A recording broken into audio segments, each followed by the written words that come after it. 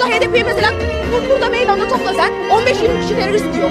Neye göre terörist diyor? Selahattin Demirtaş bana göre tek lider. Tek lider. Tek lider. O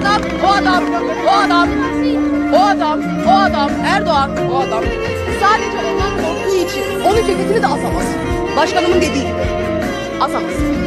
Korktuğu için o adam cezaevinde. Ama Azadi. Kürt halkı her zaman şerefli, namuslu Kürt halkı her zaman mücadelesinin arkasında. Hala Selahattin Demirtaş konuşuyor. Bizim Kürt halkı nasıl biliyor musun? Bizim Kürt halkı iki tarafa ayrılıyor. Makarnacı bölüm, şerefli bölüm. Makarnacılar oyunu gidiyor, AK Parti veriyor, gidiyor burada belediyede makarnanın kuyruğuna düşüyor. Bebek bezlerinin mamaların kuyruğuna düşüyor. Bazı şerefli Kürt halkı da var. Hala Selahattin Demirtaş'ın mücadelesinin arkasında. Bazı Doğu bölgelerinde, Doğu illerinde... Hangi üniversiteyi bitirmiş? Erdoğan hangi üniversiteyi bitirmiş? Selahattin Demirtaş en azından avukat ya. Birini konuşalım abicim. Bazı Doğu illerinde Erdoğan'ın Rize'den, kendi memleketinden alamadığı oyları O alıyor. Rizeli değil.